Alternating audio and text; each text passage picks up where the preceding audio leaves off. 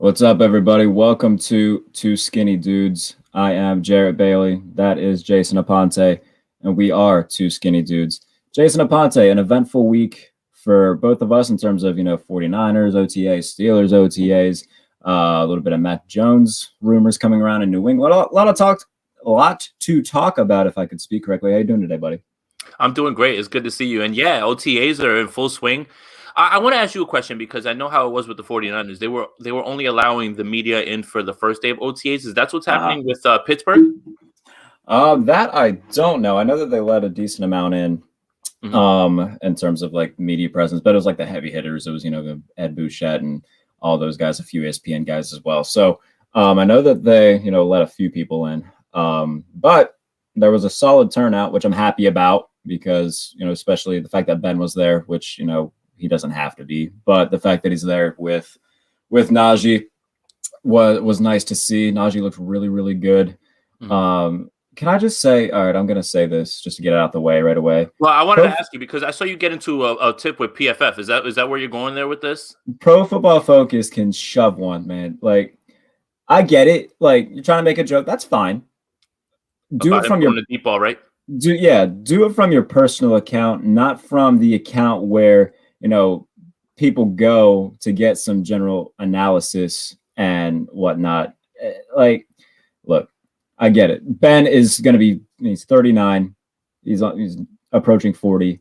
I get it. His arm isn't what it used to be. That's not news to anybody. But the fact that, Pro Football Focus goes out and puts that on their main page, like, that's just a bad look. So I hope Ben just comes out and tears it up this year. I mean, for obvious fan reasons, I want that. But why would we go and do that? I don't get it. I think it's fair. I mean, I think the post that you're alluding to is about a maybe 10, 15-yard throw for Ben to Najee and something to the effect of Ben working on his deep ball. Okay, right. So we know about the A dot, and all that stuff, and that's fine or whatever. But I think you're right, honestly, especially when you consider how in bed Pro Football Focus is with the NFL. And like you said, if you want to make a joke from your personal account, that's fine. We do that all the time. And that's cool. But you're right. To have that on that platform like that, it seemed like it rubbed some of the players the wrong way too. Who was it that responded first?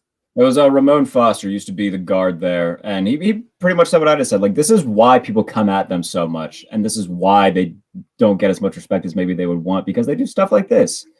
And, he's saying the same thing that I did. I'm pretty much just reiterating what Ramon Foster said. Like, people come to them generally for, advanced stats, analytics, and stuff like that. And when you post stuff like that, it's, blatant bias towards a certain player that's going to take away any sort of credibility you have when it comes to ranking that player in terms of, how you feel about him. So no, it was stupid. And I hope that Ben goes out and has the year of his life just because of that. And a professional company to do that is mind-boggling. It's stupid.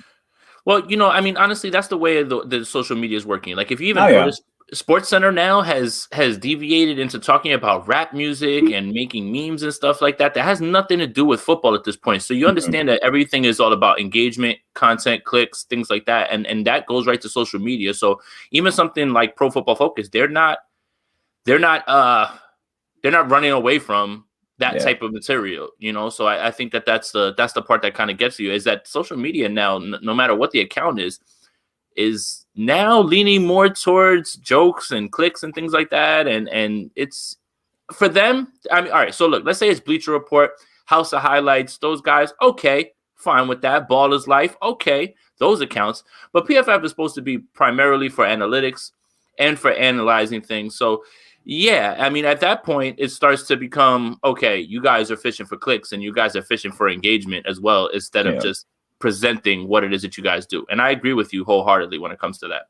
Yeah, and I talked about this with Jen Mack on the latest episode of Women in Sports because, she's a big hockey head. I like hockey.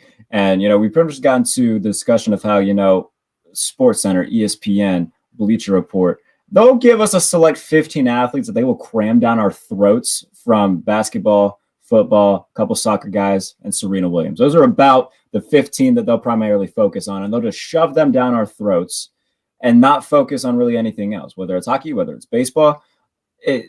there's a select few number of guys that no matter what they do is, oh, LaMelo Ball just farted. Let's make sure we get a highlight of that and put it on Bleacher Report. Like, I'm dunking on Bleacher Report because I had an interview with them and I didn't get it, so I don't care. I'll dunk on Bleacher Report for the day. Okay. So it's turning into where they're making content for like 13-year-olds. Anything that LeBron James does, let's make sure we post it. Anything LaMelo Ball does, let's make sure we post it. If Matthew Stafford makes a great throw, let's not show that so much love. But if Patrick Mahomes would have made that exact same throw, we would have acted like it was the greatest thing since sliced bread. So, like, I don't know. And I saw something where it was, and I know this isn't usually what we talk about, but this is something that needs addressed.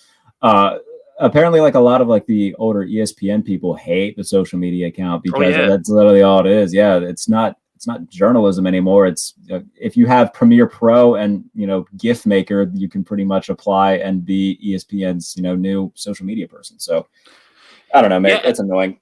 ESPN has done their best to push away the people who are actually journalists and keep the personalities more than anything. I mean, it's just the way of the world. It's just the way of the world at this point. That's how ratings go. That's how things go. But I did think it was a little bit of a cheap shot for PFF to do that again, especially when you consider how in bed with the NFL they are. It just looked like a bad look. So yeah, I'm with you on that a bunch, man. But other than that, from Steelers camp, anything that either surprised you from things that you heard, or is everything par for the course? Somebody who maybe last year wasn't performing that maybe is doing a little bit better, even if it is just OTAs, anything like that?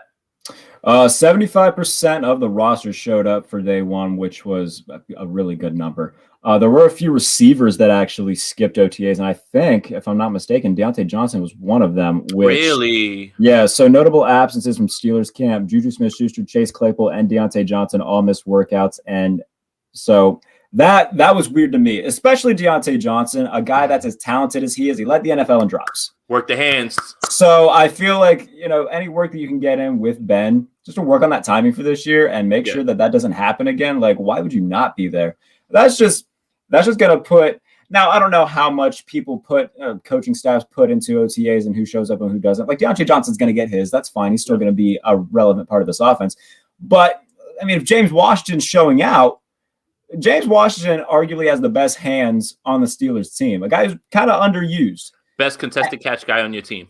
Yes, according to Pro Football Focus, by the way, and minimum 50 targets. He led the NFL in terms of deep routes. So, if a guy like James Washington continues to impress, that we kind of start to see him getting those, second receiver, third receiver roles compared to, Deontay Johnson, sometimes Chase Claypool. So I hope that he's a bigger part of the offense because, he's always reliable to give you a contested catch. So I don't know. Them not being there was kind of weird to me. Now, albeit there's a bunch of veterans that don't show up for this, and that's fine. This isn't me trying to play off the character of Juju or Chase Claypool or Deontay Johnson. It's just a matter of fact, Deontay Johnson in specific, a guy who led the NFL in drops, I'd like to see him there at least for a little bit just to work on a few things because I don't want him to lead the NFL in drops again. Outside of that, Mike Tomlin won't let that happen again. Oh, no. Mike Tomlin won't let that happen again. But outside of that, Najee Harris looked phenomenal, and that was my biggest thing. Offensive line, Zach Banner seems to be doing well. He won the right tackle job last year and then tore his ACL week one against the Giants. So obviously bad luck for him, but he looks good. Devin Bush looks good as well. Turf. Yeah, that damn MetLife turf indeed. But Devin Bush is back since he tore his ACL against Cleveland. He looks good. So it's promising in terms of the guys that are coming back. Rookie Kendrick Green reportedly looked pretty decent as well. So a lot of young pieces on the offensive line in terms of the outside. The interior is going to be fine. I've got no worries about the interior. Kevin Dotson's going to be really good. David DeCastro's an all-pro right guard. Kendrick Green's a guy, rookie from Illinois. They have high hopes for him. He looks really, really solid. I think he's going to play fine. It's just the outside, whether it's going to be Chuck Okorafor at left tackle, whether it's going to be Dan Moore at left tackle. Zach Banner seems to have that right tackle job on lock. So it's just going to be that left tackle spot. And in terms of places that you don't want to have a question mark on your offense, that's probably the biggest one. So I'm hoping that, Chuck's shows some improvement from last year because he was inconsistent at best. Maybe Dan Moore wins the job. I don't know. But left tackle, definitely a position that Pittsburgh needs to get figured out here in the next few months. Sounds good. Honestly, as far as the 49ers go, they had similar results as far as attendance. I believe it was 85% of the team. But what we did uncover is that a lot of them have OTA bonuses, which I'm not mad at you for doing that, honestly. Yeah, that's fine. That's good. But pretty much everybody was there aside from, Nick Bosa is trying to work his way back. Jalen Hurd is working his way back on the sideline. Dee Ford is obviously somebody who wasn't going to be there and such. But for the most part, Fred Warner, without a contract, practiced the entire time, didn't take any breaks or anything like that. Just speaks to who he is. And when he spoke to the press afterwards, talked about not worrying about the contract, it'll take care of itself. And he doesn't think about things like that. Basically saying everything that wanted to be said. I guess what everybody wants to know from 49ers camp is Trey and Jimmy. So what happened? So on 11 on 11s, they only had, I believe, 5 reps to give between them because we have 5 quarterbacks on this roster at this point who all need reps at this point. I mean, 5. So Jimmy goes 2 for 2. Trey goes 2 for 3, and I believe throws an interception, if I'm not mistaken, on 11 on 11s. But, that's fine. But I think that there was more information that really didn't come out. So I had Grant Cohn on who talked about it, and he said on 7 on 7s, Jimmy Garoppolo looks a lot more decisive. Obviously, he should. He's been in the offense. How much longer? Trey looks like he's just getting acclimated at this point. Nothing to fret about because remember, it's 7 on 7, 11 on 11. That's not how things work, honestly. And you shouldn't react. You shouldn't overreact in the same way that you can't say, oh, Jimmy Garoppolo is going to tear up the league now because he did well on 11 on 11s or 7 on 7s. Is the same way you can't say anything bad about Trey at this point. But I think that what I took away from OTAs, at least the one day that the media was allowed to be there, was the press conference after and how Jimmy Garoppolo didn't really say anything inflammatory. Like if I read you everything that he said, you would just say, hey, that just sounds like a guy, giving PR rehearsed answers. But I think his body language and the way that he repeated certain phrases lets you know that he's a little pissed off about what happened. And good, honestly, at this point. You should be upset. You shouldn't just be, oh, well, Trey's here. Let me just mentor him and keep it moving and be good looking. No, he's upset. And he repeated the phrase, I'm here to do what I do, and that's win games. And I like it, honestly. So, I mean, he's pointing to win-loss record. Good. Be upset. Be upset. You're playing for your status in this league as a starting quarterback, which is very valuable. So be upset. I like it. So it's a little bit of spiciness coming from him, which I don't know if that is going to materialize anything on the field because it's just words, but he's saying all the right things, at least at this point. And he continued to reiterate about not forcing the relationship with Trey, and Trey's cool. He's kept saying the same things over and over, but it doesn't seem like he's ready to just hand this thing over to Trey. And I think that was really cool, honestly. So I think, for a lot of 49er fans who kind of wish that Trey would start week 1, doesn't look like that's going to happen. But if pressure busts pipes, sometimes pressure makes diamonds. So maybe Jimmy Garoppolo plays really well. And if Jimmy Garoppolo does play well, then this team wins games because they have a deep roster. So that's really what I took away from OTAs. I mean, nothing really too much else, especially when Kyle Shanahan's very smart, not stupid. If he knows that the media is going to be there one day, he's not going to put Trey in a spot where he's going to do anything bad for the media to pick apart or something that he might struggle with, I should say. He's not going to show any of that stuff. So it was just a normal, regular day, at least when it came to that. All the other stuff, we're just seeing, videos come out here and there, but nothing really to write home about. It's just happy that things are really moving when it comes to this. I think the best case scenario for San Francisco is similar to when the Chiefs drafted Patrick Mahomes. Only played him one game. Alex Smith played well, went to the playoffs, and then after that, they just peacefully moved on. They traded him. Exactly. So I mean, best case scenario, Jimmy Garoppolo plays well. They don't feel pressure whatsoever to put in Trey because Jimmy's playing well. They're winning games. They're going to be a playoff team. They get to the playoffs, maybe win a playoff game or two, and then if they get eliminated, all right, Jimmy, thanks for your time. We're going to send you somewhere else where you can be a starter. We're going to move forward with Trey. I think that's the best case scenario for San Francisco. Worst case scenario, Jimmy plays like hell. They got to start Trey by week 5 and it just goes downhill. I don't think that's going to happen. Could be somewhere in the middle. They could play him by like week 13 or something like that. But Jimmy Garoppolo isn't a terrible quarterback. He's a solid starter in this league. I don't think he's anything special by any means, but he's good enough to get the job done, especially with this roster when it's fully healthy. So yeah, best case scenario for them, Trey maybe gets in a game at the end of the season after, a playoff spot's already clinched. And the thing with that, though, week 18, the Rams, he might not play at all. So we'll see. Maybe if there's, a game that they're winning by 1 trillion and they want to throw Trey in there just to get him some reps, that works too. The point is that Trey plays, a little bit just to, get him some game action, but Jimmy is the starter throughout the season. I think that's the absolute best case scenario for San Francisco. Absolutely. And I got to ask this question, and I'm going to pose it to you as well. I think you and I were both on the Justin Fields train at 3. Right? That should have been the pick. We thought, okay. So someone asked me, Grant Cohn, should Justin Fields have been the pick at 3? And he caught me off guard. This wasn't one of the questions that he usually tells me he's going to, before that I can prepare for. And you have to think quick on your feet. And I had to make sure that the answer was correct. And the answer is still yes. I still believe that they should have drafted Justin Fields. I'm really happy with Trey Lance, but I can't go back on everything that I've been saying this entire time about what I loved about Justin Fields, because I do think that Justin Fields is going to be a dominant quarterback in this league. I do think that he had the largest upside out of all of them. And I do think that he was the guy who was ready to go immediately, right? So it would be really, really wrong of me to just all of a sudden say, nah, that was the right pick. It was Trey. No. I banged the table for Justin Fields. And you know what? We'll revisit this in a few years. If I'm wrong, I'm wrong. But I'm going to make sure that I stick to what I've been saying. So, hey, I love the pick with Trey Lance. But if you ask me, I still think they should have taken Justin Fields. What do you think, Jarrett? I mean, I was very much on the train of, I think Lance is the better player. I think Fields was going to be the pick simply because of all the history that he had with Kyle Shanahan. So I think that in terms of pure passing, Justin Fields might have the edge there. In terms of a dual threat, you can do so many different things with Trey. Plus, he's got a cannon of an arm. He's accurate. So there was really no wrong pick here. And I think that we've, talked about that plenty over the past few weeks. I always thought Fields was going to be the pick. But I've always, stood by the fact I do think Lance is better. I thought Fields was going to be the pick. I was surprised when it was Trey Lance. But no, I think both of them are going to be just fine. Let's get to this question actually right now. Why not? So thanks for this question, bro. He's always in here on these shows, man. He shows a lot of love. Is Justin Fields the whole Aaron Rodgers, Alex Smith situation all over again? And here's the thing. No matter who was the pick at 3, you are going to be held up against Trey Lance and Mac Jones because they were on the board. No matter who the pick at 3 was. If it was Mac, they're going to be compared. If it was Fields, they're going to be compared. All of these guys are tied to each other now because of this draft class.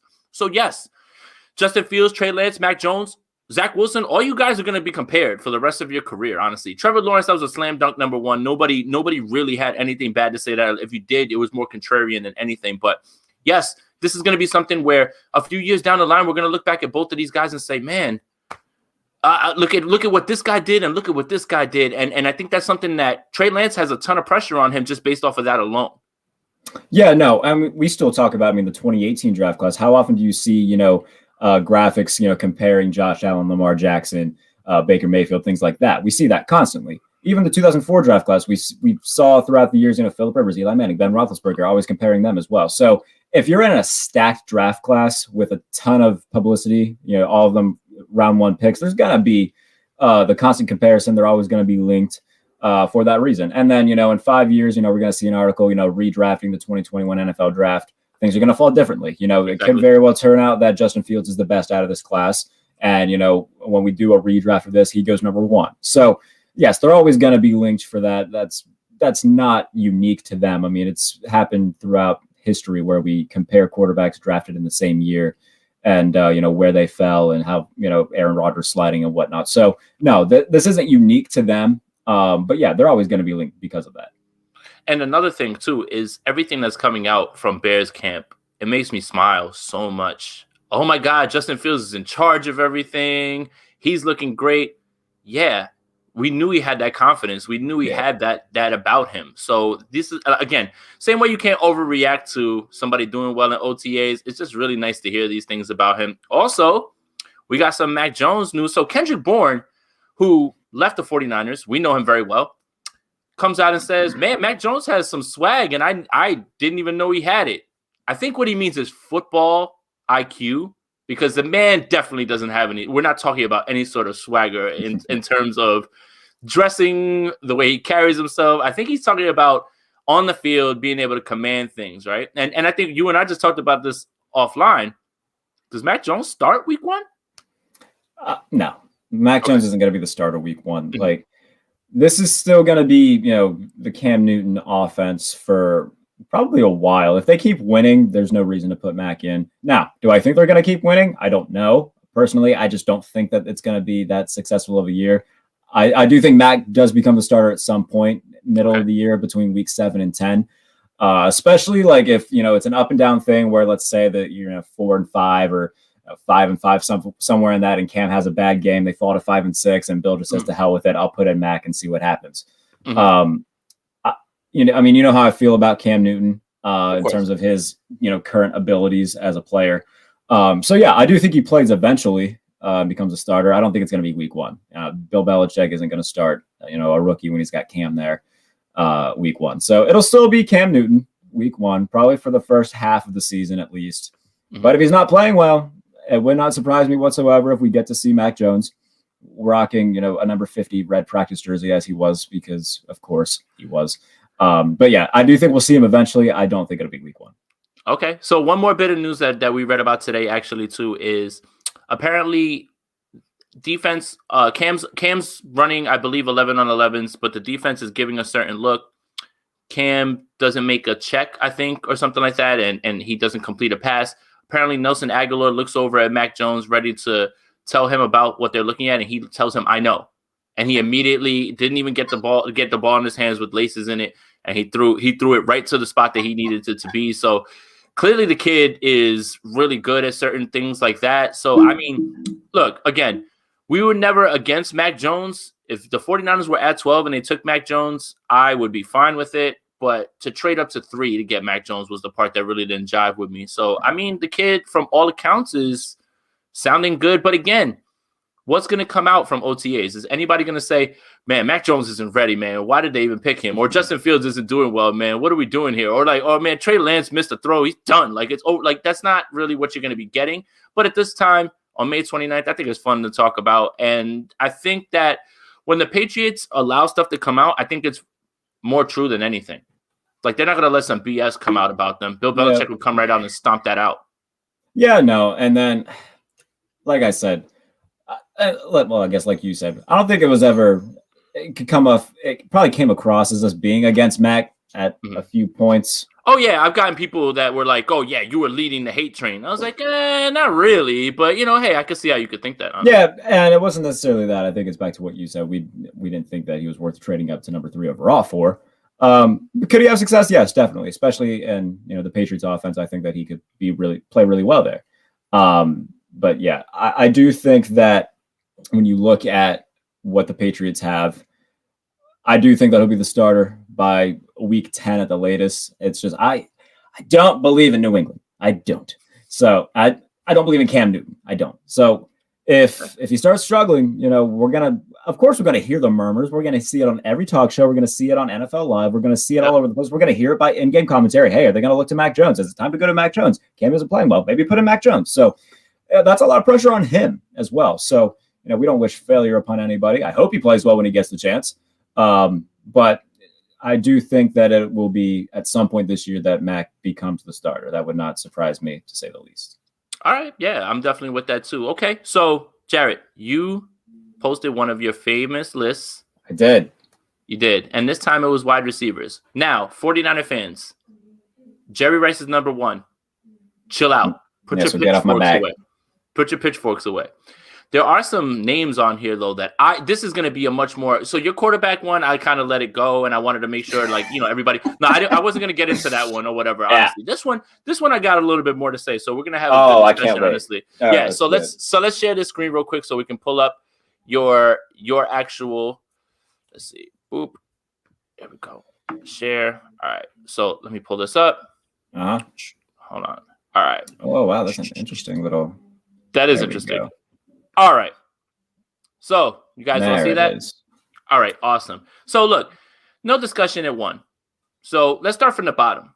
And I think that this is a really good place to start, and here's why. Okay. How many people know who Don Hutson is? Not casual fans, I will say that much. Let me explain something to you. What was the year? 1942? 1942. 77 catches. 1,000-something yards. 1,200 yards. 1,200 yards. And what, 9, 10, 11 touchdowns, something like that? 17. 17 touchdowns. And if I can give you a comparison from another sport, baseball went through something called the dead ball era. When Babe Ruth was hitting home runs, he hit more home runs than every team in the league. That's how he revolutionized the game.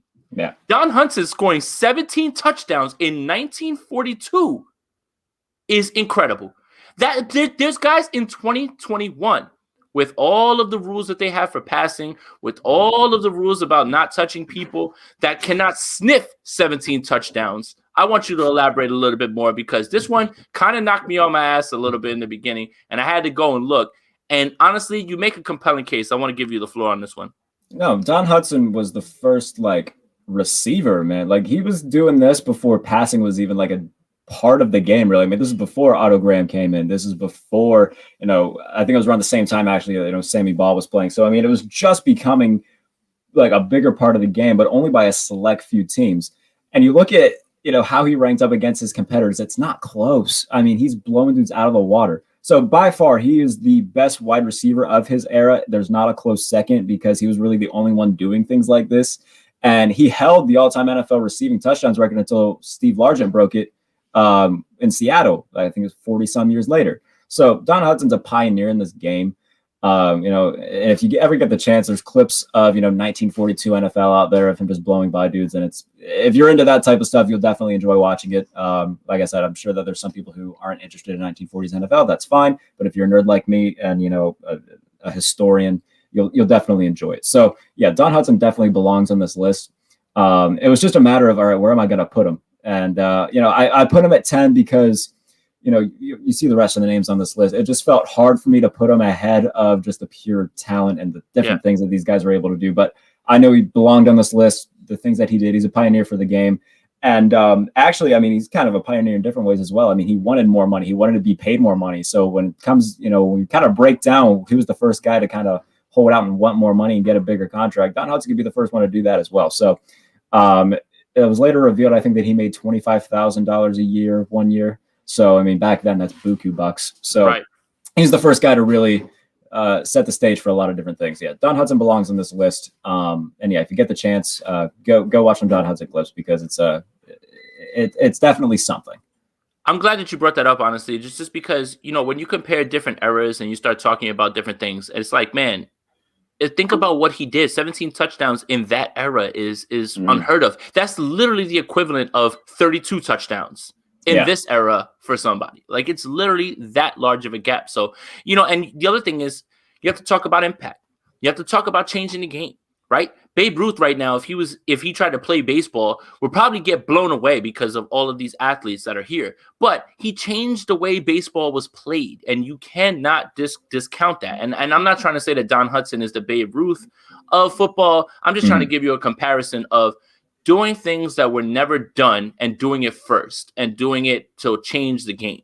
Remember, Babe Ruth, when he hit all those home runs, he hit more home runs than basically every team in the American League.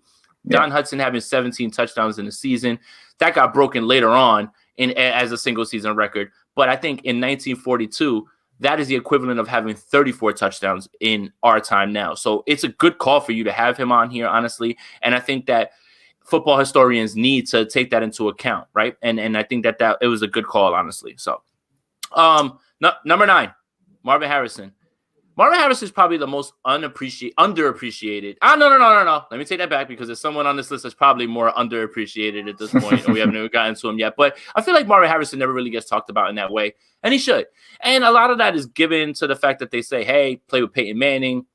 I don't know about that. It's a guy who is a little bit skinnier, just knows how to get open, hands like sticky pads, like when the ball touches, it's gonna be there. So I get Marvin Harrison here at 9. Do you want to talk about that a little bit more? Yeah, Marvin Harrison, I mean, he's got some of the best hands in NFL history. He's number 9 all time in receiving yards of all time. You can make the argument that, it comes down to Randy Moss or Marvin Harrison, who's the most dominant receiver of their era. And people are going to say Randy, and I agree. I think it is Randy. I think he's the better receiver. You can see that from this list. But Marvin was just so he used his size to his advantage. I mean, he was a taller, skinnier dude, had great hands, was quick. And people can point out the fact that, oh man, he played with Peyton Manning. Well, Peyton Manning wasn't really Peyton Manning until Marvin showed up. So Marvin he once held the single season record for most receptions in a season at 136 until Antonio Brown broke it, or Michael Thomas broke it. Sorry about that. Michael Thomas. Yeah. So, Marvin Harrison's incredible. I want to make sure I got that number right. I believe it was 136. It might have actually been higher than that. I think it might have been 143. It's one of those two. I know that. Regardless, though, I mean, north of 140 catches in a year, that's astounding. And you can talk about, he gets targeted all the time. Well, if the defense knows it's still coming to him and he's still catching 143 balls, that says a lot to how good he is. So, absolutely. Like I said, top 10 receiving yards of all time, one of the best receivers of his era, was able to get a Super Bowl ring when they beat the Bears. So, yeah, Marvin Harrison, incredible receiver, some of the best hands of all time, definitely belongs on this list. Very happy to see him on this list because I feel like people just overlook him. And a lot of that has to do with the stuff that happened off the field outside of that. See, I'm right. Yeah. I'm interested to get that perspective of it because people are knocked down on this list because of that. Right. So I think that the thing with Marvin is I don't think too many people know about that. Like I found out about it. Like that's the thing about it. Right. So, look, I'm going to tell you right now. Look, my two favorite players that have ever played the game, my current favorite player on this list: Jerry Rice, Terrell Owens, Julio Jones. Julio Jones has nothing to write home about as far as anything off the field. That's different. Jerry Rice doesn't either. Terrell Owens gets knocked down because of those certain things. Marvin Harris has been accused of like manslaughter. Right.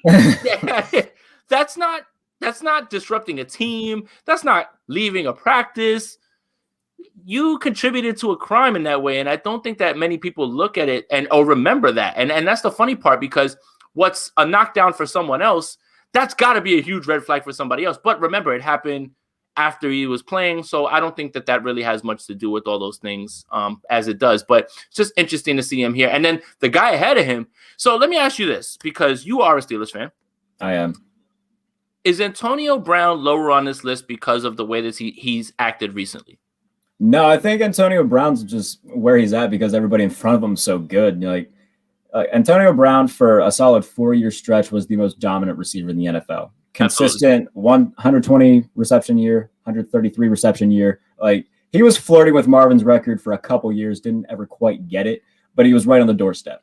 And you could say a lot of the same things about Marvin or about Antonio that you said about Marvin. Defenses knew that the ball was going to go to him and they still couldn't stop him. So, obviously the, off the field stuff that's plagued Antonio Brown the past couple years. It's not what you like to see, obviously. And we can talk about whether that stems back from, mental health or anything like that. We hope that he's getting, any help that he needs. But regardless, I mean, in terms of just pure ability and the things that he did for, 4 or 5 year stretch, it was second to none.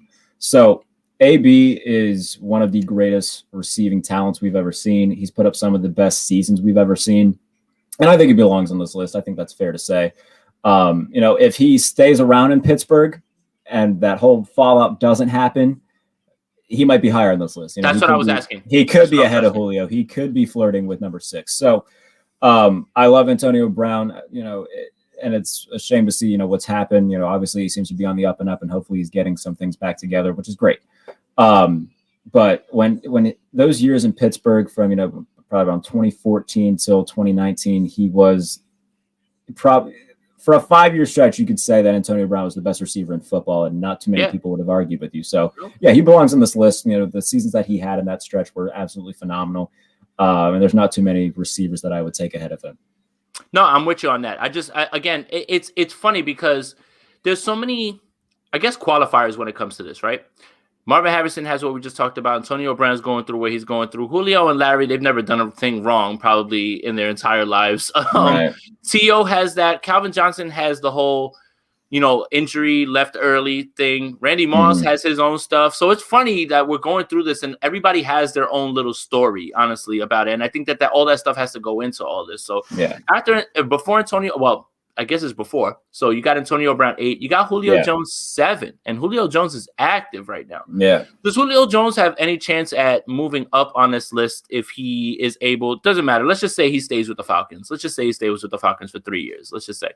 Does he have any chance to move up here at any point? Because this is my favorite player in the league. And I've been banging the drum for the last few years that he's been the best wide receiver in the league just because Julio Jones is built in a lab. If you wanted to make the greatest wide receiver of all time, you could just point to all of Julio Jones's skill sets and everything that he does. There's no route he can't run. He's too big. He's too fast. He's too strong. All these things are there for him. And he's 32 at this point, still putting up what he's putting up, even if he missed 9 games last year. But does Julio Jones have a chance to move up in this list if he continues to if he continues to compile these stats the way that he has. And if he does it at a consistent basis for the next few years, yeah, there's no reason to say that he couldn't. And he's a physical freak. He's top 20 all-time in receiving yards. The things that he can do to go and get a football are outrageous. And one of the plays that nobody talks about throughout NFL history is the catch that he made on the sideline against New England. That's the greatest Super Bowl catch of all time. But if it didn't happen in a loss, it would be the greatest Super Bowl catch of all time. I'm just going to say that. So, Julio has done so many things throughout his career. And you look at his numbers, I mean, they speak for himself. He is the reason I put him above Antonio Brown is, one, because he's a physical freak, and I think he can do things in terms of going up and getting the ball that Antonio Brown can't. And, that's just, the fact that Julio is a bigger, stronger specimen than Antonio Brown. But you look at just the things that he's done, the seasons he's had, it's very similar to Antonio. I mean, they've played in the same era. There's been the argument, all right, who's the best receiver? Is it Antonio Brown? Is it Julio Jones? At one point, Odell Beckham is in that conversation as well. But it usually came down to those two. And if I had to pick one, blank field, blank canvas, who am I picking? I would pick Julio because of just the things that he can do in terms of, snagging the ball out of the air, attacking the ball at its point. Julio is one of the best physical specimens we've ever seen at the receiver position. You throw in all the skill that he has combined with that. Again, another guy where, all right, we got to stop 11, but you can't stop 11. You can only hope to, contain them a little bit. So, the past few years, I mean, Atlanta, they've brought in Calvin Ridley, who's become a bigger part of the offense. Odds are he's going to be on a new team this year. So I think that, wherever he goes, I hope that he wants to go to a place where they'll keep feeding him targets, but he also has a chance to win, because if there's anybody who deserves a ring that's still playing, it is Julio Jones. So, hopefully he doesn't go to a place where they're just going to predominantly run the ball. Hopefully he goes to a place where a quarterback is capable of getting him the ball. Sounds like you're talking about Baltimore. It's a combination of Baltimore and New England, but yes, that's kind of what I'm hinting at. So no, I hope he goes somewhere where he can continue doing his thing, because he's one of the more fun guys in the NFL to watch, and definitely deserves a spot, on the list. And I think 7's a solid spot for him. Absolutely. And Gabriel Marquez, thank you for the comment. I'm going to read off your question, Jarrett. So where would Tim Brown fall on your list, top 15? I've gotten that question a lot, and Tim Brown is probably, so I named a few guys that I left off. Steve Largent was probably going to be number 11 or 12. Tim Brown was in, that conversation. It's just a matter of, and I got Steve Smith a lot as well. So I'm going to try to answer, because I saw somebody Isaac Bruce as well. I saw a few Torrey Holtz. So I'm going to try to address all of them in this one thing. Tim Brown, phenomenal, played for a really long time. It's just a matter of, was Tim Brown ever the best receiver in football? Like, there's always a few other guys that you'd probably take in front of Tim played Brown. During his time, so you can't. Yeah, exactly. So it's, Tim Brown's fantastic. He's a top 15 receiver, I would say. So to answer that question, yeah, he would probably fall between 13 and 15. I do want to address people. I do want to address, people talking about Steve Smith, because that was one of the biggest names that I saw in the comments. Why is Steve Smith not on this list? Steve Smith isn't even the best receiver of his generation. Andre Johnson was better. Marvin Harrison was better. Larry Fitzgerald was better. Chad Johnson was better. Like, there's a lot of guys that Steve Smith played in an era with that were just, better than him. Steve Smith is a top 10 competitor of all time. Steve Smith is a top 10 soundbite of all time, and he's a fantastic receiver. But, when you look at, just the pure, the numbers, he's nothing about his statistical performances really say top 10 guy, at least when compared to these, to the 10 that I have. So I like Steve Smith. I do. Now, he is 8th all time in receiving yards. I'll give him that. And he's a fantastic receiver. I would just, there's not a guy on this list that I would take Steve Smith above. So, is he top 15? I don't know if I'd even put him top 15. You can make the argument top 20. Top 20. I think the fact that he played for, 15 years definitely helped the whole receiving yards thing, which is something that you got to pay attention to when you look at these types of lists. But Steve Smith, to me, he was, a top 5-6 guy of his generation, but there are definitely guys that were better. So I like Steve Smith. He's a top 10 competitor. He's a dog. He's a great soundbite. But these 10 guys I would definitely take above him. Okay. Just wanted to, double check on that. So number six, Larry Fitzgerald, newly retired. I don't think that anybody would argue him being on this list, honestly. Larry Fitzgerald is one of the go about your business dominant receivers in this league. I look back to that playoff run with Arizona. Mm-hmm.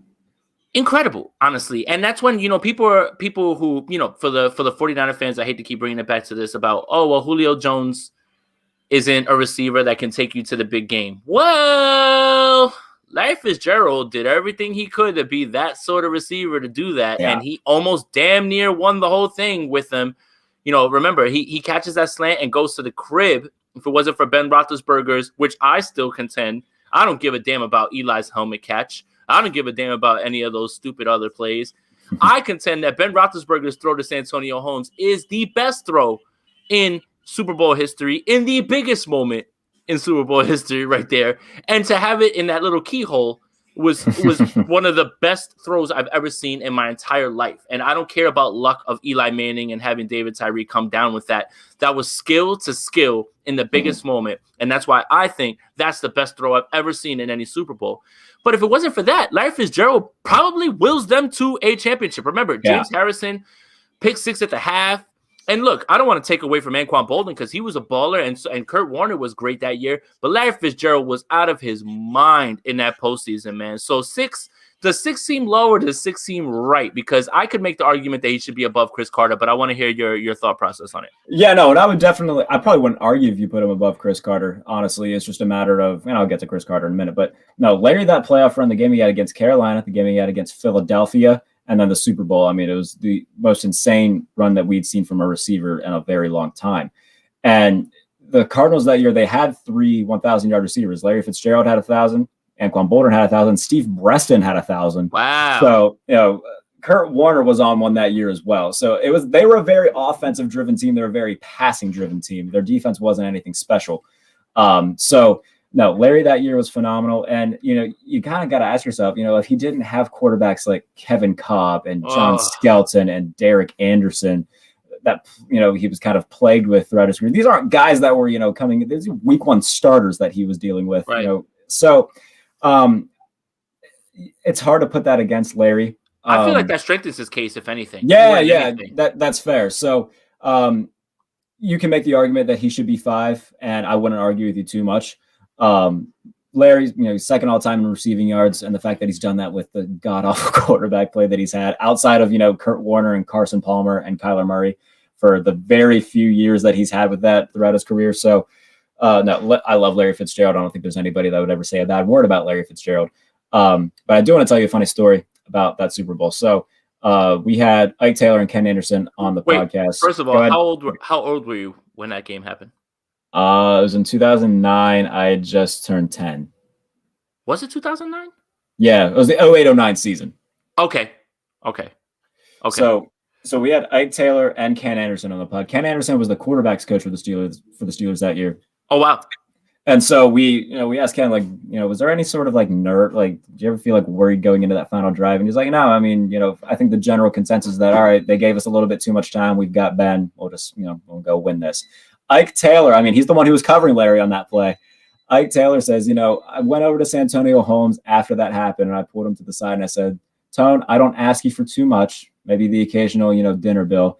But please, please, please go down and score a touchdown, because if not, every newspaper, every media outlet in the country is going to talk about how I allowed Larry Fitzgerald to run a slant and score a game-winning touchdown, and we will not live that down. So yeah, it was cool to see those guys kind of recollect on that moment. That was pretty cool to talk about Ike with. But yeah, if not for Larry Fitzgerald, or if not for Ben Roethlisberger, Larry Fitzgerald's probably wearing a ring right now, and I'm not going to complain too much about that. But Larry Fitzgerald is definitely, one of the best receivers we've ever seen. All right, I just wanted to put this up here real quick. Sure. Larry should be hired, not just because his play on field, but he is a mentor and respected as an individual and being loyal to his team and city. Yeah, I think that has a lot to do with it as well, playing his entire time in Arizona. And, and I think that while we were talking through it, when you start to name the quarterbacks that he played with, I think that strengthens his case, because he has all those numbers with Kevin Kolb and Skelton and Derek Anderson, who likes to go crazy on the media after games that he was terrible in and stuff. So yeah, honestly, I think that's a good call. Brandon Greenlaw says it's a crime to not have Steve Largent at least on the list. Check the numbers. You kind of talked about it. If you want to talk about it one more time real quick about why he didn't make it, unfortunately. Yeah, I mean, it was a toss-up. There's only so many slots. Yeah. I mean, it was a toss-up between Hudson and Largent, and I wasn't going to not put Don Hudson on the list. And I literally tweeted out before I tweeted out the actual list. Like, look, Don Hudson's on my list. I don't care who it pisses off. So it came down to those two, and just the fact that Hudson was just such a pioneer. Like I couldn't leave him off. So Largent was 11. I'm sorry, but So number 5, Chris Carter. Chris Carter over Larry Fitzgerald. Make the case. Chris Carter. Oh man, I can talk about Chris Carter all day if I wanted to. He's maybe the most underrated receiver, if not of all time. He's up there. You talk about Larry Fitzgerald's quarterback play. Chris Carter dealt with substance abuse issues in Philadelphia. Gets cut by Philadelphia, goes to Minnesota. He was kind of plagued by bad quarterback play for a while too, before they got Randall Cunningham and then Dante Culpepper and Warren Moon for a little bit. So I mean, he was dealing with guys who weren't all that talented. And then he gets, all right, we get Randall Cunningham, who was really good for 1 year. You get Dante Culpepper for, the tail end of his career. And then, Warren Moon, who was, pushing 40 at the time. So he never really had a consistent quarterback either, because they were constant. Warren Moon, Randall, and Dante were good while they were there. It was still a constant rotating door because none of them were there for very long in terms of when Chris Carter was there.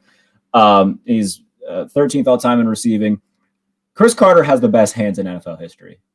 Marvin Harrison's probably 2. Chris Carter would catch something with his elbow. I think Fitz is the what's it? He has more tackles than drops. I know. Yeah, that's incredible stats. Yeah.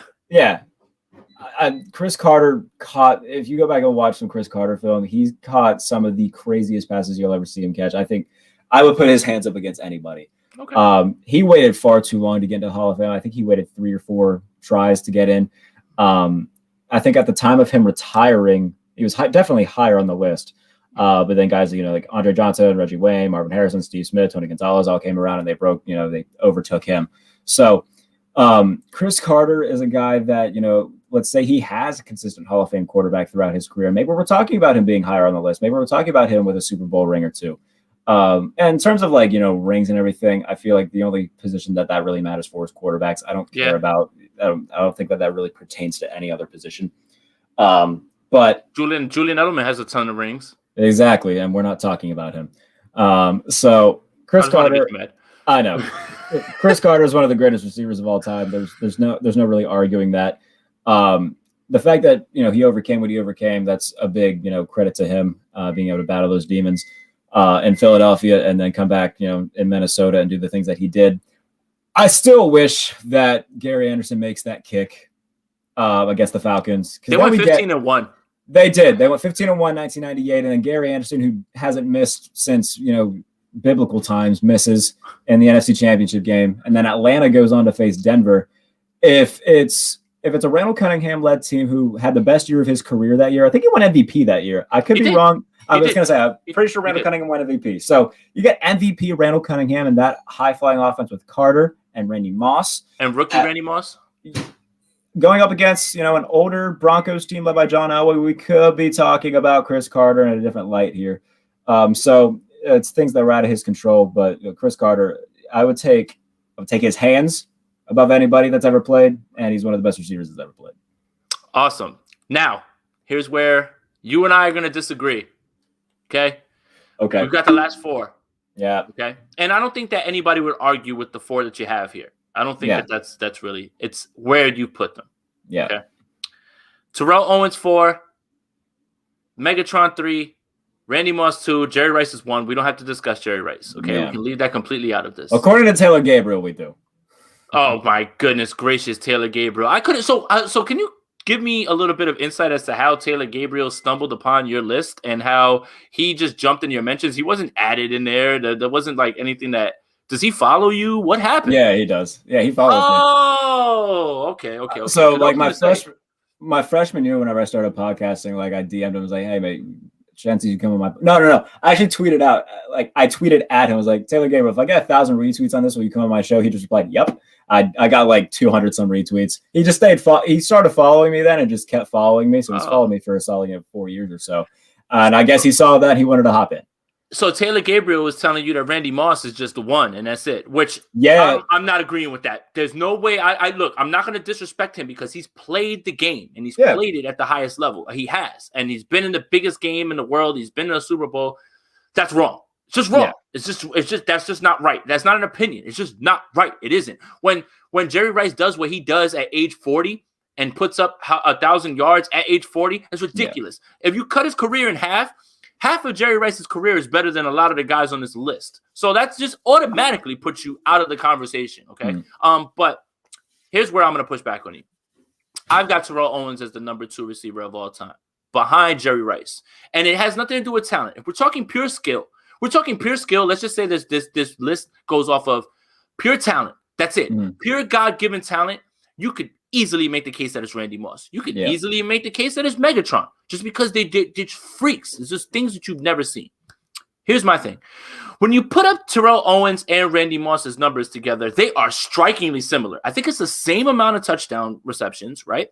And I think that T.O. has more receptions, and I think that Randy Moss has more yards, if I remember it correctly. Let me actually double check. All right, so you can double check that. So I'll make my point real quick. So with Randy Moss, at the end of his career, he definitely tailed off. Now, he took a year off, and then he came back. The 49ers brought him back. We made a Super Bowl. He wasn't really a contributor.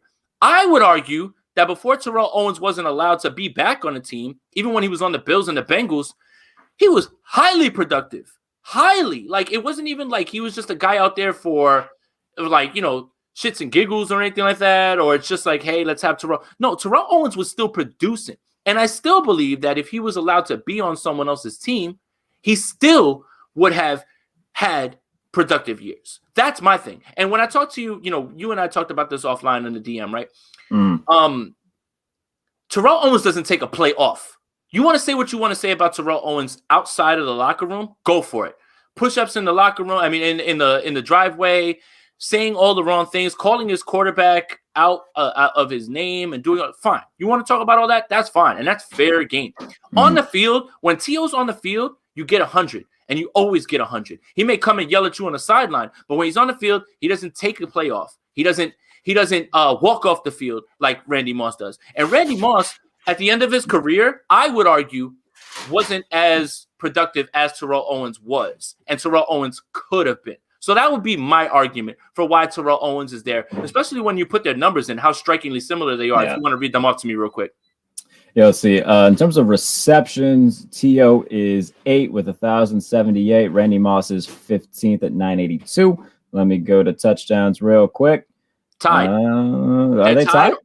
They tied, or Randy Moss has like one more? Randy Moss has 156. T.O. has 153. There you go. 3 more. Yeah. I knew it was that close. And remember, T.O. wasn't allowed to play the last few years. I still believe right now that if you put Terrell Owens on a wide receiver Baron team, probably could give you 25 receptions for like 200 yards, 300 yards. Do you remember? I think it was like the 2013 preseason. He was on the Seahawks during that preseason, and then he got cut. I hated it. And yeah, that was the weirdest thing in the world. Him and Jerry went over there at the end of their careers, and I try to burn that out of my mind, so I never have to see it again. Yeah, that's fair. But when you look at the numbers, right? So if you're going strictly numbers, let's say an alien came down and said, "Talk to me about Terrell Owens and Randy Moss," and we couldn't show him any film, and we just showed him the numbers. Off the numbers, you would just say, "Boom! Look at this guy. Look at how much more he has."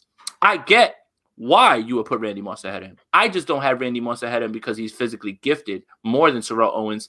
I think that a lot of the context in the discussion has to be around how long he played well, and I really believe that Terrell Owens could have played a little bit longer, and he still was outproducing Randy Moss. But go ahead, I'll give you the floor so you can go ahead and talk about it. Yeah, no, I mean, you touched on it. Their numbers are really similar. T.O. has about 600 more receiving yards than Randy Moss.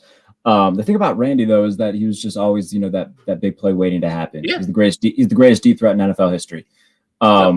So the fact that he's 15th all time receptions but 4th in yards, I think that says a lot about that's a lot. What a big playmaker he was.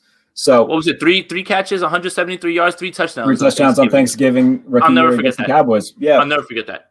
I wasn't born yet. I was a month away from being born. Oh Jesus! Yeah. Oh my God. But yes, so you can make the argument that T.O. is better than Randy, especially because the thing that you touched on was the fact that Randy had the Titans years and the 49ers years and the Raiders years, the Raiders years, and the second Vikings years. Was the second coming of the Vikings years weren't terrible. That first year he was on, remember, he was on the Raiders and then he went to the Patriots and broke the record.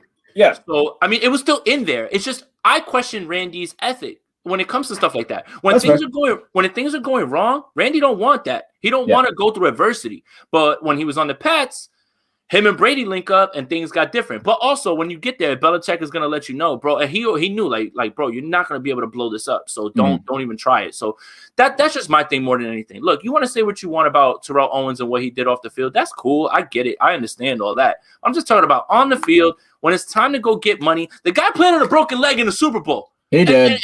And no one ever talks about that. If Brett Favre did that and lost, they would have 3 statues outside of the Hall of Fame because of the way that Terrell Owens acted. No one remembers that. No one remembers that, honestly, man. And that's the stuff that I point to when it comes to all that. But again, I understand the argument about Randy because of the things that you talked about. He has that many receptions, fewer receptions. Jesus, learn how to talk, Jesus. He has that few receptions to to Terrell Owens, and he still has that many more yards, and that's incredible, man. And what? The single season touchdown record? Yeah, 23. Which he broke Jerry Rice's record, which Jerry Rice did in a strike shortened year. 12 games. Yes. 22 touchdowns in 12 games. That was absurd. Yes. That's insane. I mean, if that doesn't solidify Jerry Rice as being the GOAT, then I don't know what does. But either way, that's where I have a problem with this. So if you're asking me to do my list in the top 3, your 4 are fine. I'm fine with your 4, and I would just rank them differently. I would have TO2, I would have Moss 3, and I would have Megatron 4. Megatron suffers for me because of how long he played. That's it. He was dominant when he played, and he was the best in the league. But it's the short time that he was there. And I think that's what gives T.O. the edge because he was so good for so long. And that's the same thing with Randy Moss. So, I mean, that's really just where I'm at with it. No, that's fair. And look, I wouldn't argue with you too much about putting T.O. above Randy Moss simply because, T.O. did it for, arguably longer. I think that span where you kind of combine the first go around with the Vikings combined with the Patriots, you just put those together and it's just absurd. So I wouldn't argue too much with putting T.O. above him because, he had better longevity and he didn't have, the Raiders years and the Titans years and the 49er years. That's fair. I wouldn't argue too much with that. It's just a matter of, all right, Randy is just a freak of nature in terms of, if as soon as he sticks that hand up, all right, this is about to be big. I mean, we have a whole term about it. You got mossed. Like, so for me, I think that you compiled the big playability with Randy. And when you look at, how good each were at their peaks, I would take Randy over T.O. That's just, my opinion. Again, I get the longevity argument. That's a valid argument to make. Personally, though, I would take Randy over T.O. And you're splitting hairs, honestly. Randy Moss or Terrell Owens, you'd be fine, honestly. So I think we're in agreement there with Megatron. I understand why he's here. It's just hard because of the longevity and how he played. But I have a question for you because we're almost getting to an hour, so we should probably wrap this up. Here's a really good question. Who's the person that was supposed to be on this list that's not on this list because for whatever reason, either it didn't pan out the right way, either things didn't fall their way, either injury robbed them? Who's the guy that's supposed to be on this list that's still not a top 15 receiver, still not a top 20 receiver, but had the trajectory of being a top 10 receiver? I know my answer, but I just want to see if you got one. I know this is you want me to talk about mine? Tell me yours, and then I'll honestly think about this because that was yeah. Go ahead. It's Ocho Cinco, and that's such a good answer. Yeah, that might be mine. Oh. Honestly, the reason that I have it in my mind is because I just watched Dark Side of the Football on Vice. Yeah, and honestly, man, as far as route running goes, as far as his journey, his mom leaving him as a kid, all those things, coming from Miami and doing what he did to make it. Him and TJ Houshmandzadeh played on the same college team. They both went to Cincinnati. They're college roommates, I think. Yeah, and Houshmandzadeh was like, I was never as good as him, ever, anywhere near that. And honestly, he got overshadowed with all of the antics, put Cincinnati on the map. The Bengals were nobody until he got there. Cincinnati was on the map because of him. Whenever the Bengals were playing when Chad was there, that was the first time people were actually turning on the Bengals to see what would happen because they wanted to see, all right, if he scores, what's he going to do? Exactly. So all of those things, but then he kind of self-destructed with his own antics. I don't want to talk about all the other stuff that happened off the field or anything like that. But I feel like if Chad Johnson was able to find himself stable anywhere and continue to have been playing football, that's probably the guy that I would have said is probably going to be here at top 10. Here's a really good one. This is a really good one. And he's not the only one. That was going to be my answer. Yeah. All right, so there you go. Talk about it. Sterling Sharp was so damn good. Absolutely. And Shannon Sharp's on record saying he was better than me. Yeah. He was better than me at football. I don't think anybody would dispute that. And the fact that he had his career cut short due to injuries. I mean, you look at, I'm actually going to pull up Sterling Sharp's numbers right now because I don't know him at the top of my head, but you look at what he was, on, if he kept going, what he was on pace to do, it was remarkable. He was Brett Favre's go-to guy in Brett's early years in Green Bay. He was, one of the best receivers in football for his time. He was a 3-time All-Pro. He's a 5-time Pro Bowler. Let me read down his stats real quick, actually. So he had a year, 108 catches. Next year, 112 catches. 1,400 yards one year, 1,200 yards one year, 13 touchdowns, 11 touchdowns, 18 touchdowns in his final year, 1994, where he had 94 catches. It's remarkable what he did. So 65 touchdowns in a 7-year span. If Sterling doesn't get hurt, we're talking about him as a top 10, potentially top 5 receiver. He was phenomenal. So yes, that was going to be mine. Good. That's a good shout, Gabriel Marquez. As soon as you said Ocho, I was like, all right, yeah, I get the question now. Sterling Sharp, man, that was, it's a shame. It's a shame that he got injured. Yeah. Let's see some other. So Vader said the same thing. Sterling Sharp, they got the same one. Here, I'm going to throw you one more question before we wrap this up. And this is one that I've got to think about now. Okay. Who's currently in the league that you believe is challenging to get to top 10? Not new. We know Julio's already on this list and he's playing. Who's one of the young guns that you believe has a shot when it's all said and done to end up on this same list in a few years? I think AJ Brown could be pushing it eventually. It's got to be a little bit longer. I mean, he's only been in the league for a few years, but if he keeps going at the pace that he's going, the fact that everybody knows, all right, it's Tannehill, it's Henry, and it's AJ Brown. Let's find a way to stop Henry. Maybe we'll stop AJ. They can't. AJ Brown's phenomenal. I love everything about him. Right now, he's a top 10 receiver in football. That's not really even much of a question. He's fantastic. Devontae Adams is pushing it too. Devontae Adams is a guy that I was definitely going to say Devontae Adams too, but that all depends on who his quarterback is. Yeah. I have one. And I wanted to say Justin Jefferson, but that's only 1 year. And goodness, is he amazing. I mean, 1,400 yards in his first year. Yeah, so, and you're not wrong about that. Man. The one that I think has a chance, honestly, to do that is out of my mind because it just I just blanked on it and I had it. It was a really good one, honestly, too. Oh, Mike Evans. I was about to murmur Mike Evans, but the thing with that, he didn't get any attention before this past year. I'm glad he's starting to get more attention, but you look at his numbers. Yes, that receiver in history with 7 straight 1,000-yard years to start his career. Now look, let's give context because I can play both sides of the argument. The Bucs were awful his first few years. They were behind all the time. They threw a ton. They had no running game. Okay. Mm-hmm. They had Jameis chucking the ball to him. Still, 7 years of 1,000 yards straight to start his career. Nobody ever talks about Mike Evans. Nope. Ever. All he has to do is continue to do what he's doing. He's going to get 1,000 by waking up out of bed and just playing in 13 games every single year, honestly. That's it at this point. Mike Evans is slept on, man. I think it's because he's not as flashy. He doesn't make all the crazy highlight reel catches. But my goodness, man, Mike Evans, all he has to do is continue doing what he's doing. And I don't see how you can keep him off this list at a certain point because he's doing things that not even Randy did. Not Jerry Rice never done that. None of these guys have ever done what he's doing right now. 7 straight years. Now he's finally gotten a quarterback. Honestly, man, Mike Evans is the guy that I would probably look to, honestly, right now that I would say has a real good shot at top 10 all time right now.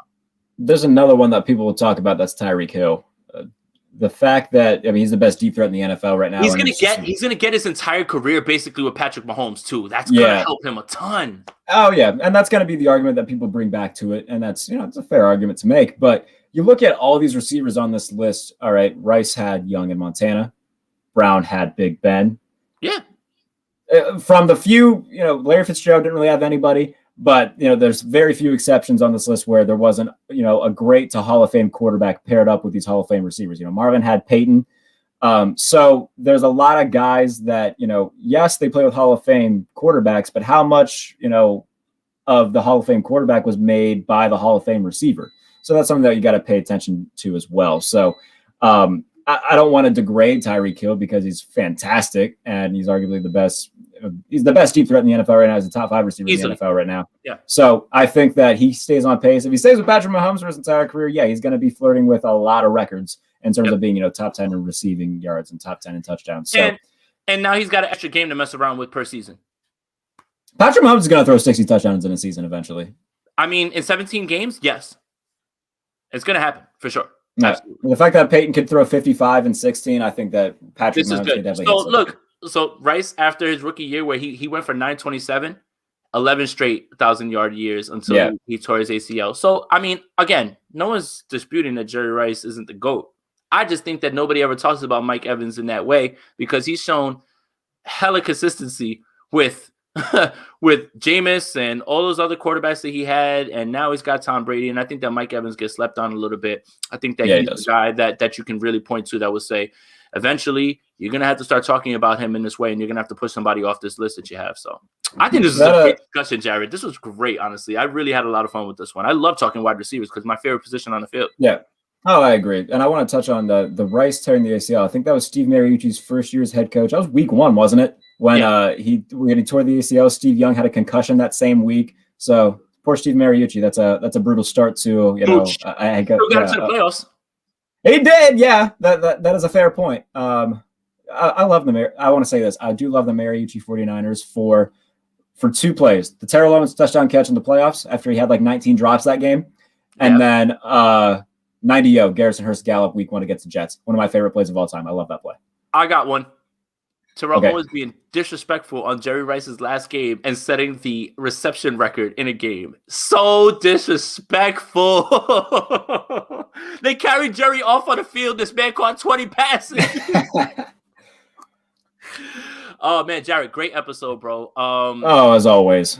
Yeah, man. So before we go, let everybody know where to find your stuff. I know you've been putting stuff up now, SI Now, all that stuff. Talk about it. Yeah, you can find my stuff at JBaileyNFL on Twitter. I just posted something to SI yesterday in terms of, if this is Ben Roethlisberger's last one, which by all accounts it will be, as Steeler fans, let's enjoy this. Let's try to, really savor it, because in terms of, let's see, the first Niner game I watched all the way through TO made me, there you go. Say. And thanks for they want more discussions like this of great and we should, honestly. It's wide receiver, the quarterback thing I try to stay away from, but wide receiver, that's my bag. I love wide receivers and I love talking about them. So, but keep going, my bad. So yeah, it's more so just kind of reflecting on the career of Big Ben, and also touching on the games where we could see his last moments of greatness as a Steeler, because if you remember, Jerome Bettis' last game at Heinz Field was in 2005. Multiply that by 1,000. When week 17 comes, his final game at Heinz Field against Cleveland, it just feels poetic that his last home game is against the team that he has beaten more than any other team in his career.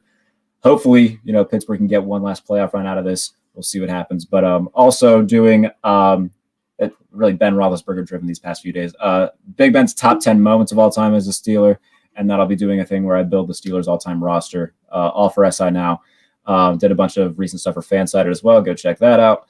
Go and check out the Lisa's Out Trivia Bowl. It's my pinned tweet, and it was so much fun. It was so happy. I haven't seen you that. You've never been that happy talking to me. I was a little jealous, but I was so happy to see you. So happy, honestly. I'll give everybody kind of a sneak peek at it.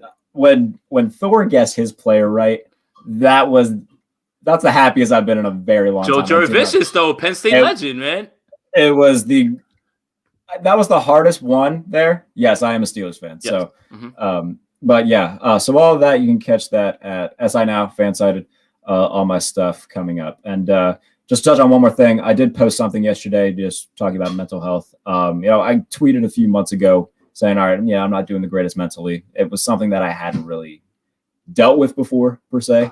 But the last few weeks, I've been really starting to feel like, me again in terms of, having a good state of mind and whatnot. So, if you struggle with mental health, if you want to read that, by all means, go ahead. I'm not one that really talks about my own, at least publicly. And that's not me saying that I'm going to start doing it a lot more, because I kind of, keep that to myself. But more or less just, if you feel like someone's struggling, just reach out to them, check in on your friends, and I put in the note, Jay, would give me, a few texts, hey man, how you doing? You're doing all right. So little things like that go a long way for people. And so if you want to read that, by all means, go ahead. Check out all my stuff that I'm doing as well. I love you, Jarrett, and I'm happy to hear that you're doing a lot better, man. I really care about you. And honestly, it does, you never know what a text could do for somebody. Just saying, hey, how are you? That's it, honestly. Check in on your people, check in on your folks, man. Life's too short to wonder what if, honestly. So I'm happy that you're feeling better, and I'm happy that we get to do this and it's some sort of relief for you as well, too. So so we can call it. I mean, honestly, just follow me on Twitter.